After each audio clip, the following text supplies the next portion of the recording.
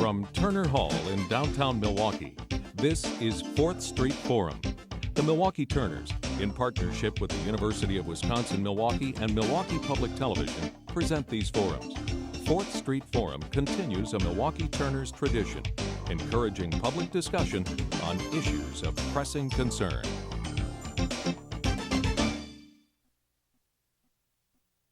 Fourth Street Forum. Today's topic is What's Good for America? A More Perfect Union. Your moderator is Jack Murtaugh, co-chair of the 4th Street Forum Executive Committee. Welcome to the 4th Street Forum. We're grateful to our audience on Milwaukee Public Television, and we're grateful to our audience here at Turner Hall. We look forward to your questions later in the program. Our topic today is What's Good for America? A More Perfect Union. Well, it's hard to believe that the election is winding down, and after 18 months of campaigning, it all boils down to this. There are fewer than a handful of days for the presidential candidates to make their final case for your vote. It's not only been a long campaign season, it's been a tough one too. Charges and countercharges have become partisan, bitter, and personal. The election year has brought out thousands of new voters, especially young people. The question is, will our society listen to so many new voices? Today we wrap up the 4th Street Forum's election series, What's Good for America?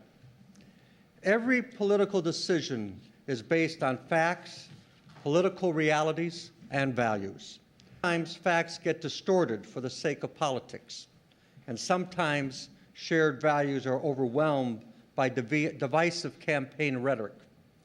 This election seems to be bitter and nasty, according to some. Is that true? We have invited 4 panelists who have been deeply involved in addressing issues related to the values and priorities of society. We have asked them to respond briefly to our opening question.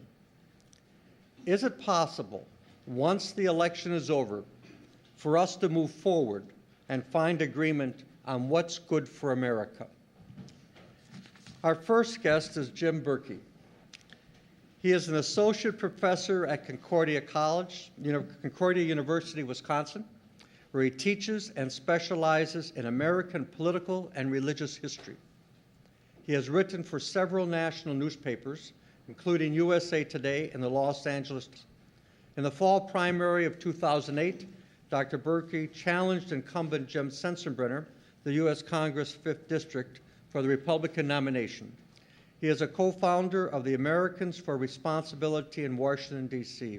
Welcome, Jim, and what's your response to our opening question? Well, I'll start by answering the question as any historian would. Ask me again in 10 years. I think we'll have a better idea once it's already happened. But generally, I think we're going to have a better idea of whether or not we'll be able to move forward in addressing the common good by looking at a couple of factors. And one is the margin of victory for whoever winds up winning next Tuesday. It's been since 1988 that we've had a president elected with more than 52% of the vote. We've actually had fairly slim margins in the House and the Senate over that 20-year period, 20-year plus period. And that's made addressing the common difficult because it sure helps when you've got a majority or a supermajority. And in large part, I think that that's also fostered some of the partisanship that we've seen in Washington, or maybe reflected it. The other thing I think that's going to matter is how the next president governs. What's the governing philosophy going to be? George Bush, I think one of the great disappointments of George W. Bush is that he promised to be a unifying president, to address the common good, to heal some of those divisions. And instead, he's going to leave office as one of the most unpopular and divisive presidents in modern history. Will the next president reach cross-party lines? Will he bring someone from the opposing party into his administration, into the cabinet? Will he use that bully pulpit to foster a discussion about the common good? I think both these candidates they really have a lot of potential to be that kind of unifying president, but we'll see. Well, thank you, Jim. Our next panelist is Howard Fuller. He is a distinguished professor of education and director for the Institute for the Transformation of Learning at Marquette University.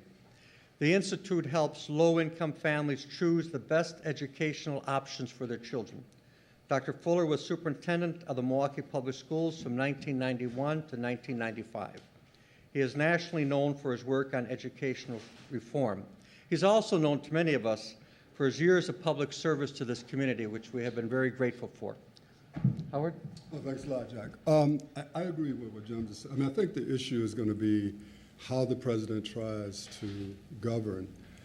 But in reality, it's going to depend upon all of us. It's going to depend upon what we do every day in the places where we live to confront the issues that affect our communities. And I really think that there's going to continue to be division because we have different views about how to confront these issues. But I'm not somebody who's worried about those divisions as I am the way in which we try to go about reaching some common ground. And I do think a president can help set the context for that. But I don't think we ought to all be sitting here like if Barack gets elected or McCain, whichever one gets elected, that somehow they're going to be able to heal all of these wounds and bring us all together. I just don't think America operates that way. I do think a president, as I said, can set a context. But I think at the end of the day, it's still going to be about what do, quote, ordinary Americans do in their lives to confront the problems that we face. Thank you, Howard. Our next panelist is Alexia Kelly.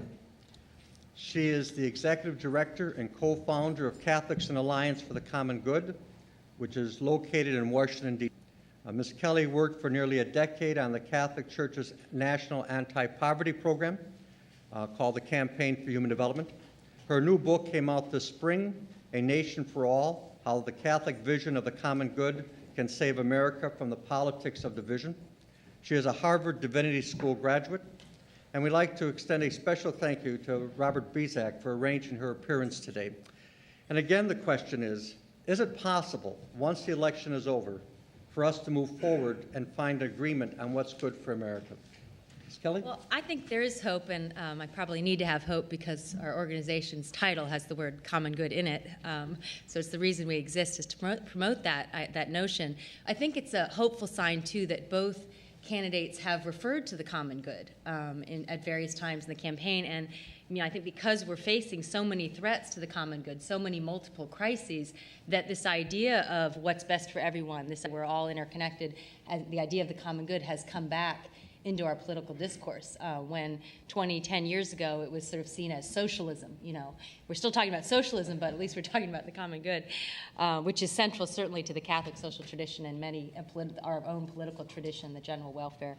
I think there actually is a lot more agreement on what the common good issues are and what the common good crises, the threats to the common good are. The disagreements are about how to address them. So there's a consensus, I think, that we have a healthcare problem, we need to do something. There's a consensus that we have a climate change problem, we need to do something. There's certainly a consensus that we're having an economic crisis, and both parties have acted on that. So I think it's more how to do it. What's the role of government? How much money do we spend? And those are very divisive problems. I think one positive or silver lining in the dark cloud of the economic crisis is that some of the ideological rigidity and labels are thrown out the window. Because here we have a Republican administration that has nationalized banks. I mean, this has been a partially nationalized bank. So we can step out of those ideological categories. And I think we talk about in our book that we just wrote the need to practice civility, that it's the responsibility of all citizens, as you said, to engage and talk across our differences, in addition to what our leaders will do. Thank you, Alexia. And our final panelist is Jim Miller.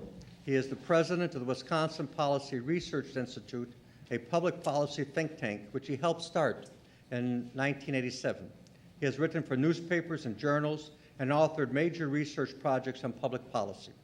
Mr. Miller speaks frequently on radio and television programs on such topics as the state budget, taxes, welfare, education, criminal justice. Welcome, Jim. It's good to have you again. Over 200 years ago, when newspapers gave all the media coverage in this country, a newspaper wrote about a presidential candidate. Murder, robbery, rape, adultery, and incest will be openly taught and practiced. The air will be rent with the cries of distress. The soil will be soaked with blood, and the nation dark with crimes. They were talking about Thomas Jefferson. When we talk about tough campaigns. This has been a campaign that I think has been rather civil. Our presidential campaigns tend to be tough. I think next Wednesday you are going to see the loser endorse the other guy. What's been remarkable, I think, in this campaign, in the last 3 weeks or so, both guys have said positive things about the other candidate, which I've not heard in my lifetime before. I think next week, I'm going to go out on a limb.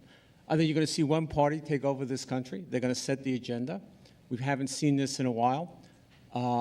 I think that they will determine the common good with legislation. And whether that's a good or bad thing, I think that's what's going to happen. Would it be nice to have a national census? Yes. Will you have it? No.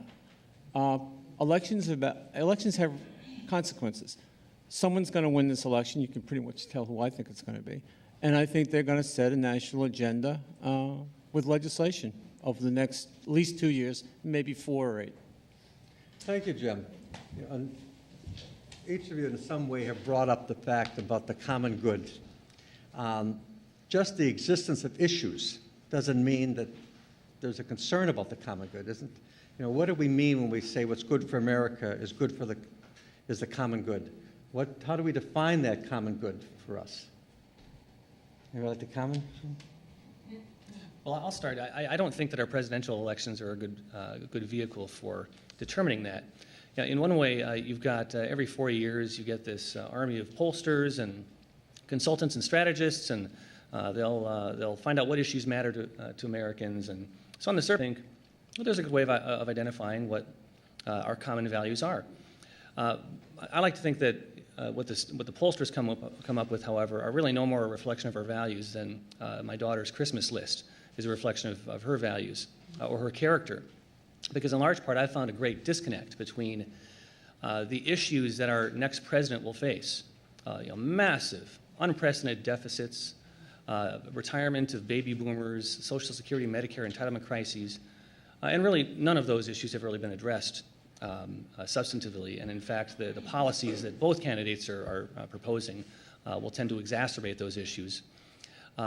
So by and large, I don't think that the presidential elections have been a good vehicle for having that discussion. Well, certainly as they talk about the common good, they generally have been talking about the middle class and not so much about the poor and the safety net. Right. And isn't that part of that common good? I mean, to me, I always smile when I hear so-called experts, whether they're the ones we see all the time or the ones that are on the street corner. We always assume that there is a thing called the common good in America. What is that? I mean, who determined it? How did we come to the conclusion that it was this 3 or 4 things that represents, quote, the common good? I think the reality of it is we struggle every day to define the common good, and it operates from the frame of reference from which we operate. I mean, because let's be real, a lot of us in this room, if we were forced to come up with a list of things that would represent the common good, we might have very different views about what ought to be on that list. And so for me, the issue isn't so much about the common good as much as it is an issue of social justice. And to me, what social justice is understanding the relationship between the society and the individuals. And I've always believed that it's the responsibility of society to create an environment where individuals can flourish, but individuals have a responsibility to give something back to that process. And so when I'm out there fighting every day, that's how I try to view the work that I'm doing. Alexia. Well, I think from a faith perspective, and the common good is a shared value across many faith traditions, and I think in secular terms, the general welfare in our Constitution speaks to it. So it's also an American tradition, but it's this idea that our well-being is interconnected with the well-being of others, that we're deeply interconnected, and that we have to create a just society because human beings have an essential sacred dignity, but they can only realize and fulfill their potential in society, in community. They need community in order to thrive. So therefore, we're required to build a just society for that. So how do we do that? I mean, I think also we've lost a sense in our politics, in our country, of this idea of common public goods, and that we need a just whole society that's functioning for everyone, from low-income people, vulnerable people, the elderly, to the middle class. So they're public goods we have to invest in and support as a society. Education, roads, these are all things. So I think that serve the common good. But there's been a neglect of that, I think, in the last decades, and a focus on just what's good for each individual. And we don't want to pay taxes.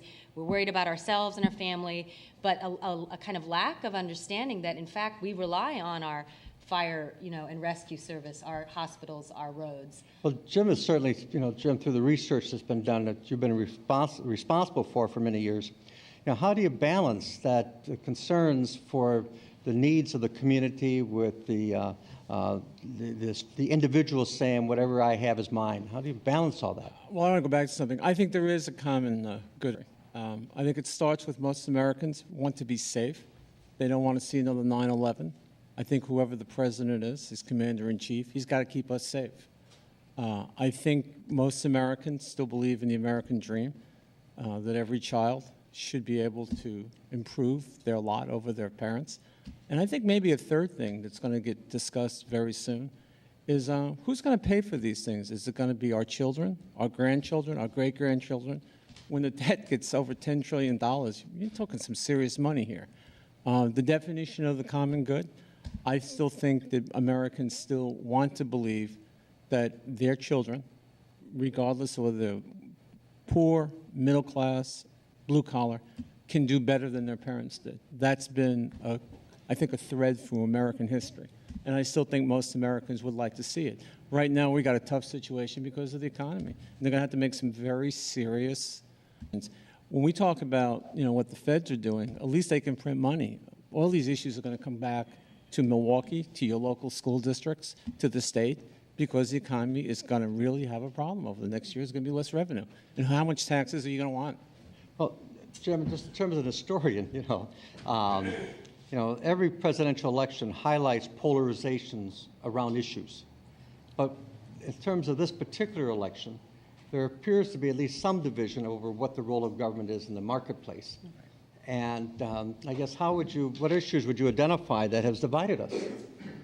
Well, I'm going to just follow up on Jim's point. First of all, or Alexi's, in fact, that I do agree there's been a degradation of this notion of the common good, probably over the past decade, in particular over the past decade, because we have, and it does start. I do believe it starts with leadership on a national level. We've been selling this notion for a decade now that we can have, and there are no consequences. Action towards the common good often requires sacrifice, personal sacrifice, collective sacrifice. And instead, we've said we can fight a war, we can have outlandish spending, we can cut your taxes, we can do it all, and there will be no consequence to that. 9/11 happens, and the response is go shopping. There's no call on energy to personal sacrifice. And so by and large, I think that this discussion has been degraded. And I'm glad to see, you're right, I think both candidates have been emphasizing that more. And I'm hoping that discussion will happen. Now Jim's mentioned as well. What about the polarization that does exist? Yeah, the polarization that does exist, by and large, I believe, is structural in nature. There's always been polarization. We're never going to have some kind of consensus party or consensus leadership in Washington, but we can move towards. I think things are more polarized today in large part because of the structures of incumbency, of gerrymandering, of the amount of money that's in politics. Things are much more polarized now than they've been in the past. Republicans and Democrats don't talk to one another. Now, throw into that mixture the proliferation of media. Jim mentions a 200-year-old newspaper article. I think the media today is looking a lot more today like it did in the 19th century, where people are sort of self-selecting the media that feed them the information they like. You had Republican and Democrat and Whig newspapers in the 19th century, and by and large now you've got Republican and Democratic cable channels and periodicals you can self-select. So we don't have the media that really force a national conversation. Do we have any shared values? We touched on it. Jim touched on some shared values. Do you have, Howard, you mentioned it would never be difficult to say we're all going to come together after an election, but what are our shared values? I think we have stated shared values. The question is, are they real? For example, very few people in this country would say we shouldn't be doing the best for our children. Every fool who gets up knows to say that. But at the end of the day, you look at the policies that come down, and what's clear to me is you don't believe what you're saying because you're not willing to confront the structures that are in power that keep our children from doing the things that we all say we have a shared value around how important they are. And I guess the point I'm making, Jack, is I think we got all of these shared values. Let me put it this way. I think we have enough to know what we ought to say are our shared values. But at the end of the day, when I see what people actually do, I conclude that a lot of that is verbiage, that in reality, we have less, quote, shared values than we say that we do. And as Jim said, see, what's interesting to me, the kids I deal with every day, I'm less worried about a repeat of 9/11, quite frankly, than I am them leaving our school and getting safely home. And so when I start hearing about safety and things like that, I understand the broader safety issue, but for the kids I deal with every day, it's what's happening to them on the streets. Where's the shared values that connect to that? That's what I'm trying to find out. And I'm sort of a cynic and a pessimist about those kind of questions. Alexia, I guess, how would you follow up on that? Well, I was just going to say, I think in the lesson of the common good, if we can work to instill this notion and return to it more deeply, would be that in order to make sure our children do well, we have to understand that we're all connected, that our children are connected to our other children in the community. And I think the foreclosure crisis and this economic crisis were good examples of that, that eventually what was not good for people, bad mortgages, this whole foreclosure crisis led to an economic crisis that's affected everybody. So I think when we start to see that our interest is also tied to others and the well-being of others, we can share more, we can learn about the common good and share more about it. I don't know if one of you, maybe Jim would like to comment, but is there the emphasis on regions, red state, blue states, are there differences in shared values? I think there are, but I think there's something else going on here too. Yes, George Bush is disliked. Congress is despised. People in this country have very little confidence in their political institutions.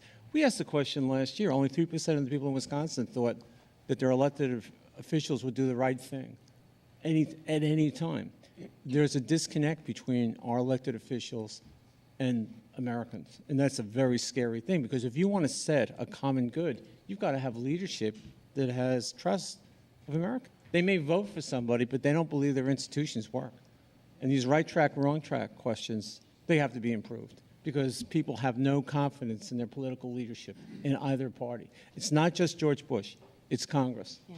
Is it because of a narrow partisan agenda that we have no confidence? No, it's because, candidly, most of our governmental decisions are made by lobbyists on both sides. And I also think, there's this whole phenomena, the politics of division, that we've sort of suffered with over the last decades. And, it pits us against each other, red state, blue state, small town, city. And many of these are false distinctions, or they're, subtle differences between region, but they're exploited for partisan gain, I think. And we see at the end of this election that those kinds of divisions, that kind of rhetoric, divisive rhetoric, you're a real American and you're not a real American, are intensifying. And I certainly think that kind of politics pushes us away from seeing our shared values and is not constructive at all. And I'd come back again to the structure. The structure, the disconnect in America is remarkable today. To just think about these polls that show that 91, 92% of Americans disapprove of Congress, for example, and yet the incumbency rates, even this election, in this crisis year, are still going to be 95, 96%. We may have a swing of 20, 25 seats in the House of Representatives, and we forget that during other periods of crisis in American history, we've had swings of 60, 70, 80 seats in the House. There was regular turnover, but this combination of lobbyist money, it's the lobbyists that run the show, the extraordinary amounts of money in Washington, the amount of fundraising that our politicians do, and then districts that are gerrymandered to pander to one side or the other, a primary system that allows candidates to bubble to the top, that can get there by pandering to the extremes on the left and extremes on the right, leaves us with choices that leave us all very dissatisfied. Well, certainly, in this particular, there's been a greater emphasis on race. You know, race has permeated a lot of our political thought for the last 400 years. And I'd be asking, we'd be asking the question, has, this particular election helped us or hinder us from confronting our racism in American society, our own personal racism and as a society? I think it's done both. And the reason why I say both is because I think the fact that Barack is biracial, or, America's interesting. The fact that he has African-American blood, and it means he's African-American, but so he's got to sort of deny his mother in the process. But what to me is interesting about this, and the reason why I say both is, I think the reality is we've come a long way from the point in time that a lot of us sit in this room were fighting over some of these issues. But at the same time, the danger is if Barack gets elected, a whole group of people say, we've dealt with racism. You black people, y'all should quit asking for stuff. We just put him in the White House. Shut up, race is over. And that's the thing that I really worry about. Because the issues of race in this country are structural. And the notion that because you put somebody in as president that is of color, we've solved these problems is a very dangerous thing. But it is equally dangerous for us not to admit the progress that we've made on issues of race that would even allow us to have this type of possibility coming up in this election. Sometimes during this election, you would hear a person being interviewed, and they begin by saying, I'm not racist, and then go on to make some kind of statement that you couldn't believe it. Why do you think the media has them on? Well, then I asked myself, if they heard themselves say it, do you think they changed just knowing what they said publicly? But Jack, we have 300 million people in this country. You have some wacky people on both sides on these issues. I want to go back to something Howard said, though. In the 60s, Bobby Kennedy started framing the debate on race in America, where he started talking about class as well as race. Mm-hmm. And I think that's one thing you're seeing in this election. In a funny way, you have two great American success stories in this election. You have a guy like McCain who spent his entire life in this country, was a genuine war hero, clearly loves this country. And in Barack Obama, you have the American success story. Somebody who came up from almost nowhere. I think he's going to be president next Tuesday. Where else in the world can you do that? I mean, name me a country where someone like Barack Obama in a democracy can do this. Is race been discussed in this election? I don't think it has been a whole lot. I think he's there not because he's an African-American or black candidate. Mm-hmm. I think people think he's new, he's articulate, change. Yeah. And he was smart enough to take the Democratic nomination away from Hillary Clinton. I want to say I think it's a both and too, as Howard said, that Barack Obama has not run as a African American president for African Americans. He's run as a president, to be a president for all Americans, and I think that's the movement that has been with him and the constituency behind him as well, and that's really powerful and important. At the same time, he gave, I think, a historic and incredibly thoughtful and insightful, sensitive speech of national historical importance on the issue of race. Which I don't know if we've ever had before. As someone in the middle of a political campaign, that's so significant. So I think at the same time, he's not run, on race, and the campaign has transcended it, but he has also addressed it. So it's really kind of a paradox. But I'd say a couple of things about what, irrespective of what McCain and Barack or Biden or Palin, irrespective of what they're talking about, let's be clear, there's deep conversations happening about race based on this presidential election, right. And they're not all civil. Not necessarily by the people who are running, but by those of us who are supporting one or the other, and just generally what it is that's going on.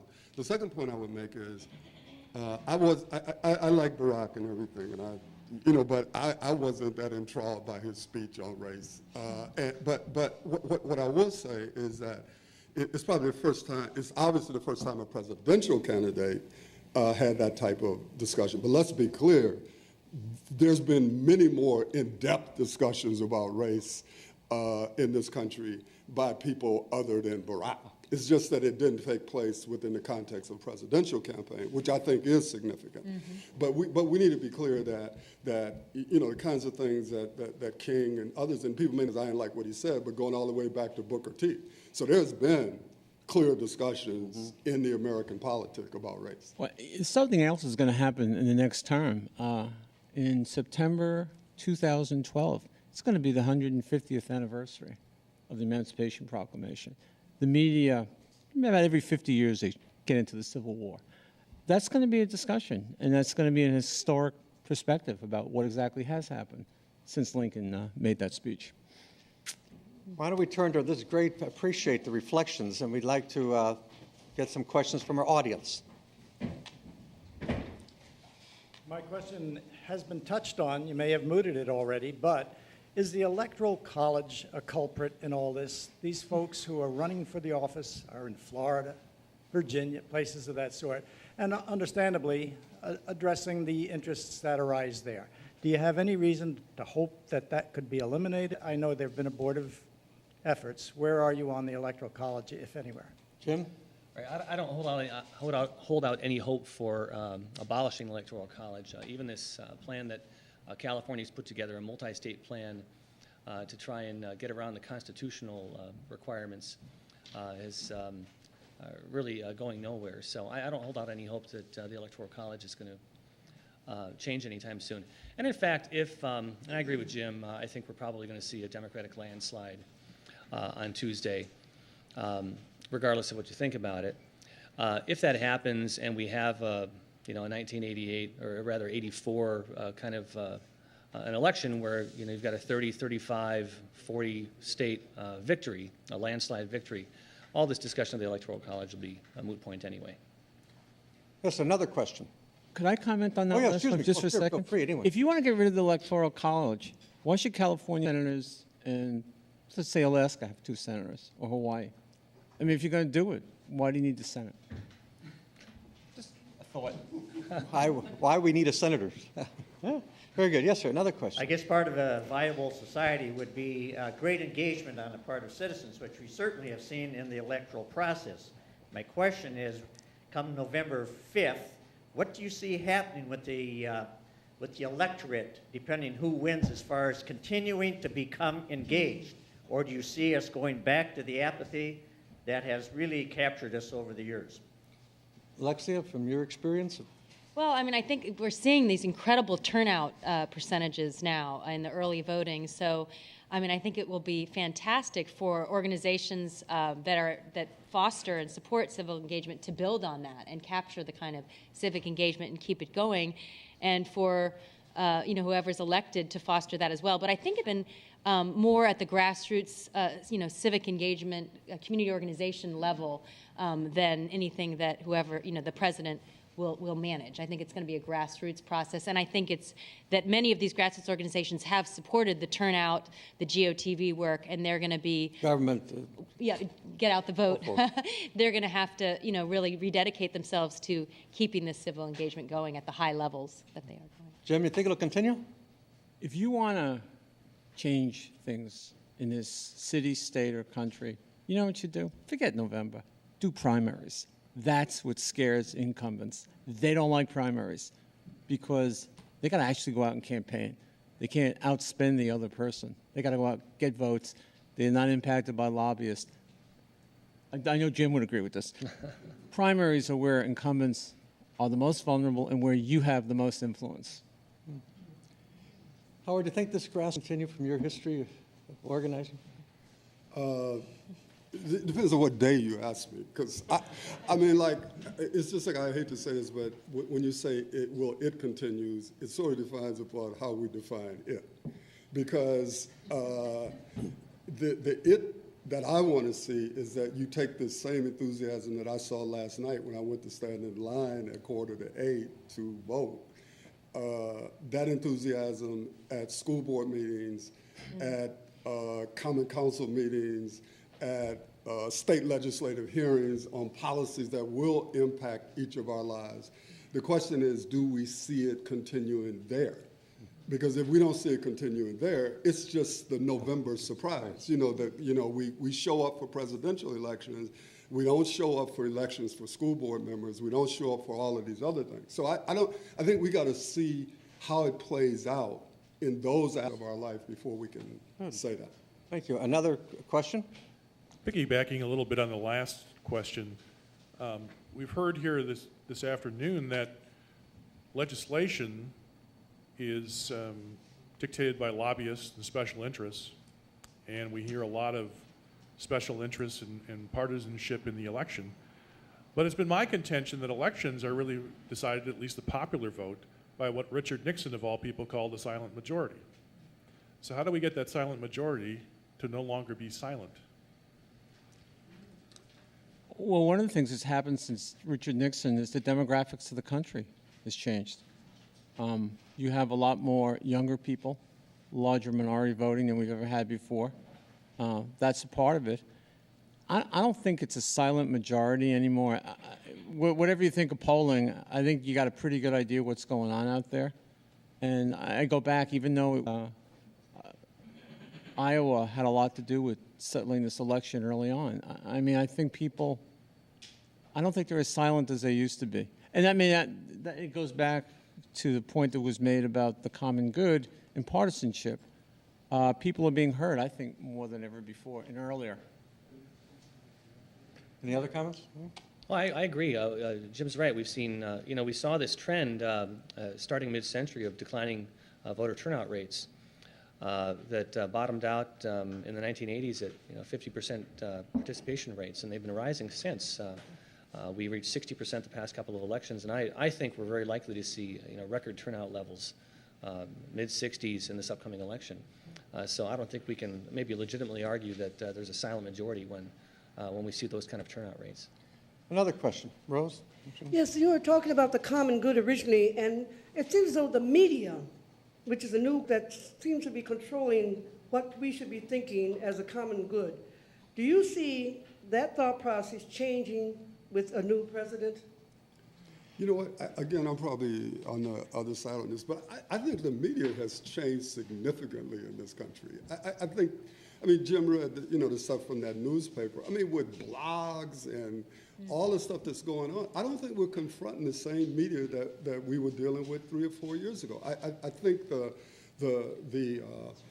editorial of the Journal Sentinel, with all due respect to the Journal Sentinel, doesn't carry the same level of weight that it used to carry because you got so many more outlets that people are using as a basis for getting their information and making decisions about what they're going to do. So I really think I think this election, more than any other, is taking place at a point of a very different media reality. You continue to talk about it as if it's the same media reality as it was, 5 years ago or 10 years ago. So in a way, the new media, as you describe it, Howard, is affecting, though, our shared values, our understanding of those shared values. Yeah, because you know what's happening.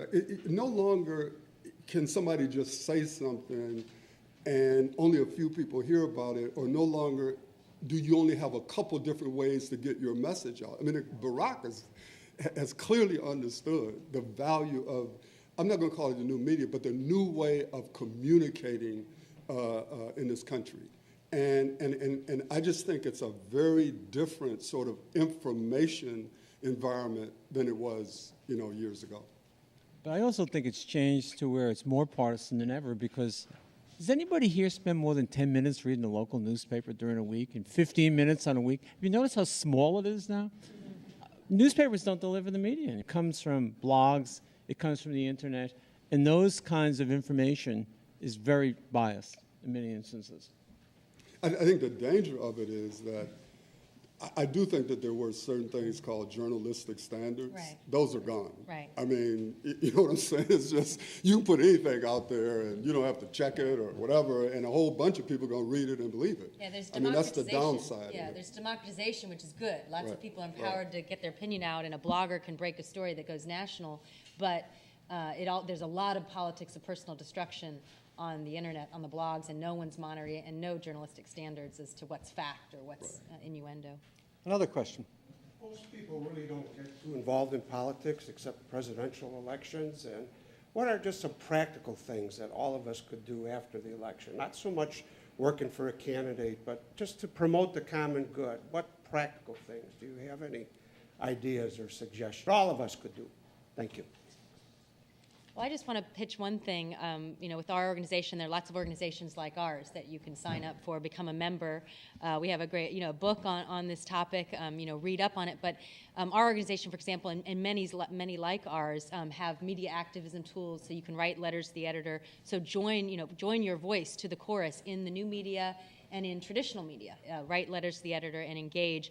And we, along with about 20 other social justice organizations in July, had a process over about 6 months where we created, and we had over 200 local groups around the country, several thousand people participated in creating a platform for the common good, which you can see at a website called votethecommongood.org.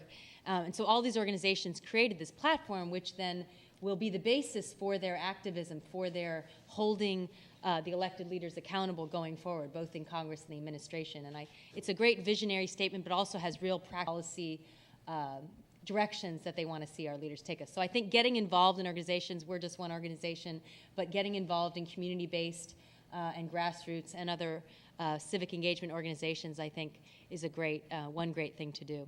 Just to follow up on that for a moment, if I understand correctly, you had about 800 people that gathered in Philadelphia to talk about this common good and the platform, network, and other groups. Yeah, Network, the Catholic Social Justice Lobby, and Pax Christi USA, and a number of mostly Catholic social justice organizations. And it was the first ever convention for the common good. It was called in Philadelphia.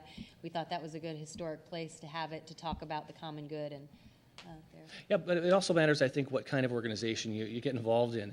There are some organizations, and here in Milwaukee we had our own convention on Common Ground, which you have an organization that consciously tries to reach out across the aisle, to bring in churches, for example, evangelicals, churches right that might not normally have any vehicle for communicating with mainline denominations and churches that advocate for social justice, and work together on areas where we can find common ground. It's extraordinarily important, I think, that we get involved in organizations like that.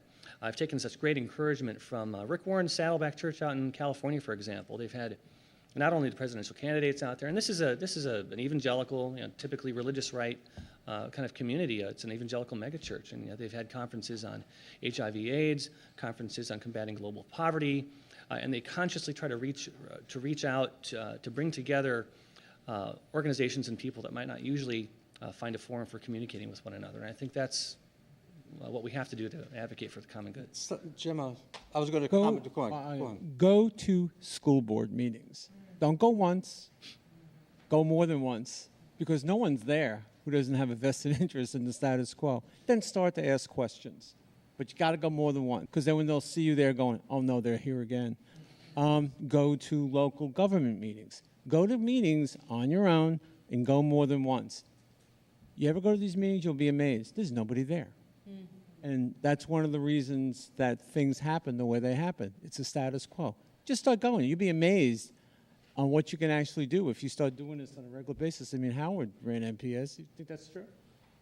You start going in board meetings when there's nobody there? I got some people out in this room I wish would not have come there when I was a but other than that, it's all right. Yeah, just for a moment, I want to stay at a question. Is the religious right, in the past elections, we were very conscious of their presence. I'm not sure if it's as visible today in this election. Right. No, it's not. It's not. And I think that has to do, first of all, with John McCain's candidacy. There's been a for candidates on both sides that kind of eschew the partisanship. And McCain and Barack Obama both, I think, represent that within their respective parties. And so he doesn't whip up a lot of enthusiasm on the religious right. But also Democrats did a good job of identifying that growing God gap in 2000 and 2004 and of attacking it. And of weaving religious messages and an actual appeal to religious voters, to evangelical voters, into their message. So I think we're going to find in the exit polls on Tuesday probably some significant inroads into that community. Another question. With all the discussion about the common good, how do you address the group of citizens, since you have mentioned doing the best for our citizens, who has no voice? How do you address civil rights and social justice for the preborn? So again, the voiceless, the powerless, we talk a lot about the middle class. Are we saying, are they addressing that? Certainly, I mean, that's come up in several of the debates, and lots of people are asking those questions. And we have worked a lot in collaboration with other Catholic and religious organizations on some initiatives finding common ground. I mean, we're a Catholic organization, we're pro-life, but we want to look at common ground also on some of these measures around abortion reduction, looking at social and economic supports for vulnerable women that in states that have these good support programs, much lower rates of abortion. So how can we find and look at the root causes and find and support vulnerable women to reduce the numbers of abortion and protect the unborn as well? So I think there are also some great bills in Congress that Senator Casey has supported, the Pregnant Women Support Act, and there's several other legislative vehicles that are all about ensuring that pregnant women, vulnerable pregnant women, have its economic assistance, WIC, the Nutrition Assistance Program, prenatal care, child care, all those kinds of programs have been shown to help women carry their pregnancies to term, to choose life. So I think there's an important movement afoot of organizations, many religious across the spectrum, who've come together to try to push for these kinds of common good initiatives. Another question. This is a question for Alexia. I have been reading your book, and I have been inspired by the platform for the common good. And during this campaign, we have heard Barack Obama accused of being socialist. I happen to be a socialist, so I know a little bit about that. And my question to you is this. With the work that you've done in the book and with the platform, has there been any pushback? Have you been called a socialist? I've been called much worse than a socialist. No. Well, first let me address the socialist claim, because actually it's been driving me crazy, only because I think it's inaccurate in terms of his economic policies, and when we look at what's happened with this economic crisis, many could call the nationalization of banks socialism. But I think when you look at, certainly from our tradition, in Catholic social teaching, there's a lot said about the economy and how you create a just economy. And there's a very positive role for government, for public spending, for investment in the public goods that ensure basic human needs are met. So that's the kinds of things that both he and Senator McCain are talking about. But the accusations that progressive taxation or middle class, tax cuts for the middle class or those making under $250,000 is somehow socialism, or the government having some kind of positive role in ensuring a healthcare system that works, is not socialism by definition. And actually, we have Robert Bizek and I were talking about this. Our VA system is a fully, socialized or nationally run healthcare system. So, we have some elements of that in our. But I think your question was to me is, have we had reaction? I think there's been some, but I think we just keep sticking to the principle and the vision of the common good that's laid out in our social tradition, our faith tradition, and it's I think it's important, and we write this in our book, that we have sort of 4 principles for engaging across our differences. It's civility over destruction, persuasion is an important value to practice. Compromise and conviction, the most important thing. We should not back up our convictions. People have convictions that are different, but we need to engage civilly, work to persuade people to the position, and then also utilize compromise, which is an essential tool within politics. So we lay out that vision. I think we try to practice. That's practicing the common good. We try to practice what we preach as well. Jim? I think one of the reasons this issue came up was Barack Obama talked about redistribution of wealth. I'm not sure I know what that means, and I don't think a lot of people know exactly what he means by that. I think that has something to do with it. But it's not unimportant to remember that maybe the most influential book of our time was written by a socialist. This guy named Mike Harrington wrote a book called The Other America, which was literally the book that led to the Great Society and the poverty reforms of the 60s. He was a nice man, by the way. But I'm not sure they worked, but don't underestimate the views of socialists. I think his term was sharing the wealth. That was the term. He's actually used redistribution. Can we take, for following up on this conversation, every unit of government prepares a budget. federal government down the line. Does the budget reflect moral values? Is it a moral document, a budget? I'll start. I think it's fair to say that the budget is a moral document, and I think we're doing a good job. One of the reasons maybe why we're seeing a diminished influence on the religious right is that the religious right for some time did a good job of defining which issues are moral and which are somehow not in the sphere of morality. And that's beginning to change as we see this, over the past 8 years, this massive amount of spending, deficit spending, in a budget that passes along trillions of dollars in debt to our kids. So it's a highly immoral budget. The discussion of the war, I think, has also done a good job of framing that argument. The war itself, just simply the discussion of the morality of the war, but also how we finance that war entirely without asking Americans to sacrifice for it, pay for it.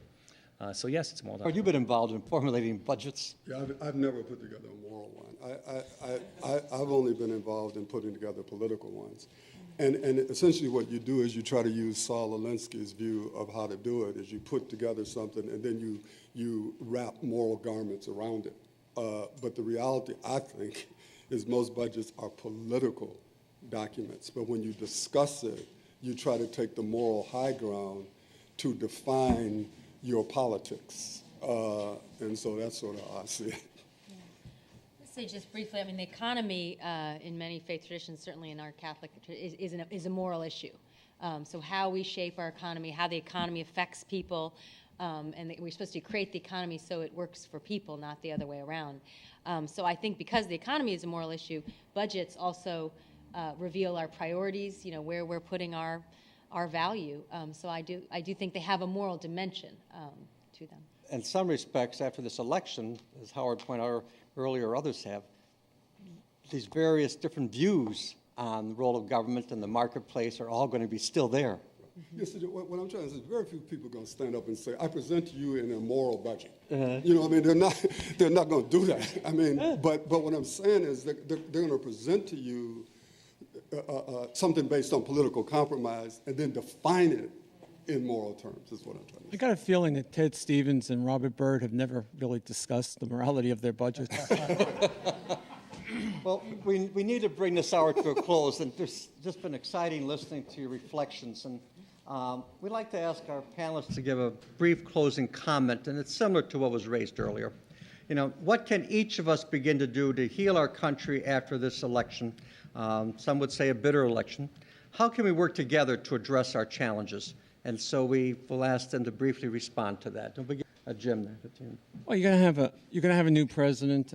It'd be helpful to support that person at least initially.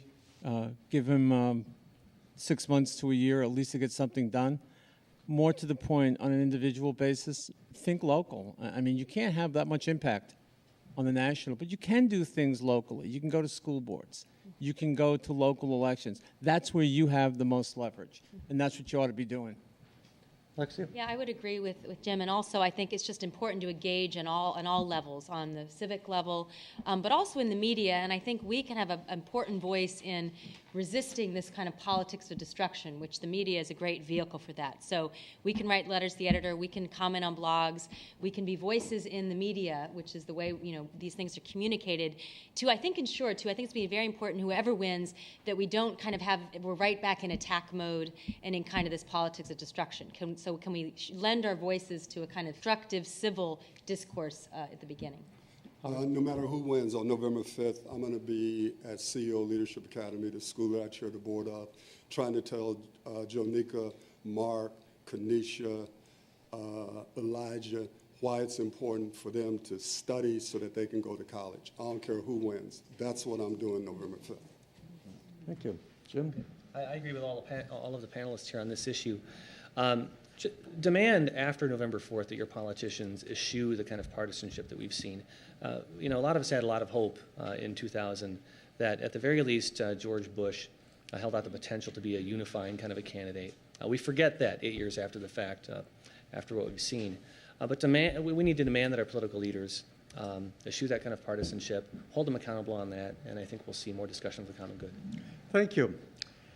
Again, we'd like to thank our panelists for everything.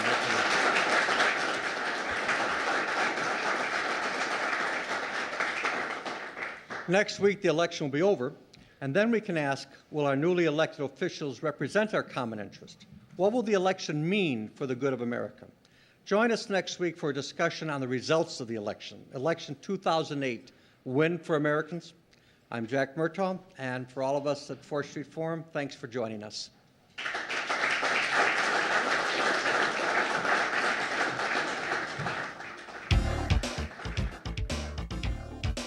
4th Street Forums are held Thursdays at noon at Turner Hall, 4th and Highland in downtown Milwaukee. 4th Street Forum is broadcast on Milwaukee Public Television Friday nights at 10 on Channel 10 and Sunday afternoons at 3 on Channel 36. The Forum website, 4thstreetforum.org, includes detailed guest and program information. Or call 414-272-2833. DVD copies of 4th Street Forum are available through the Milwaukee County Federated Library System. 4th Street Forum is dedicated to public discussion of issues vital to Milwaukee and Wisconsin. These ongoing forums are sponsored by the Milwaukee Turners, co-sponsored by Milwaukee Public Television, and in collaboration with UW Milwaukee Idea. Thank you for watching. Please tune in again for 4th Street Forum.